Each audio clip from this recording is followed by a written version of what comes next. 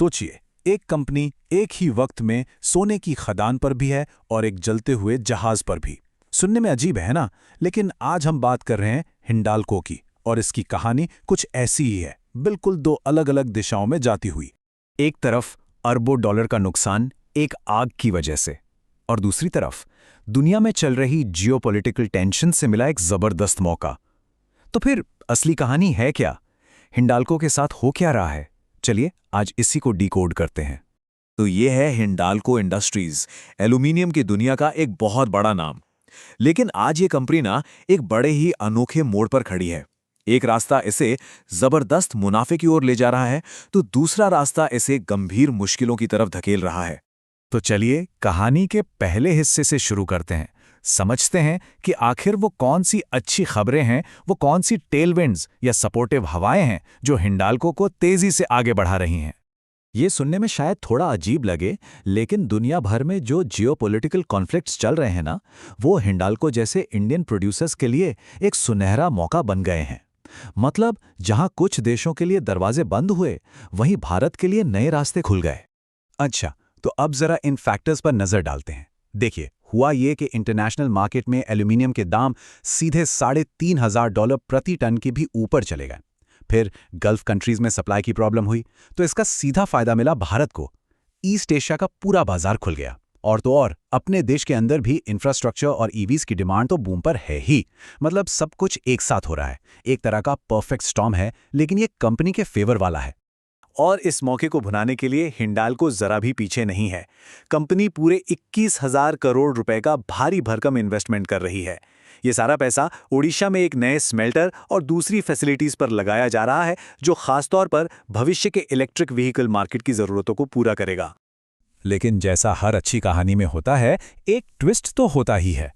अब बात करते हैं उन हेडविंड्स की, यानी उन मुश्किलों की जो हिंडाल्को के लिए एक बड़ा चैलेंज बनी हुई हैं। जी हाँ, आगे का रास्ता उतना आसान नहीं है।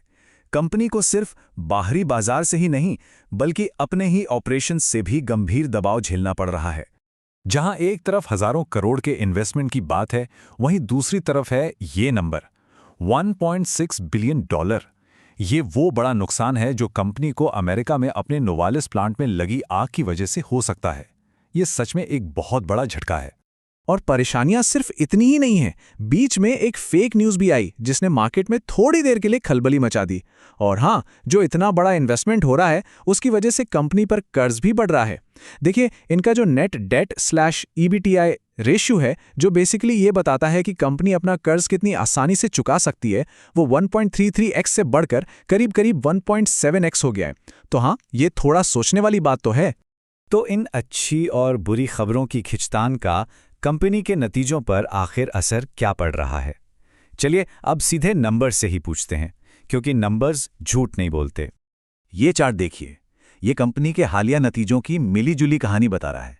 रेवेन्यू मतलब कमाई तो 14% बढ़ी, जो कि एक अच्छी बात है, लेकिन नेट प्रॉफिट 45% गिर गया। और इस गिरावट की सबसे बड़ी वजह वही थी, नोवालिस प्लांट में प्रोडक्शन का रुकना।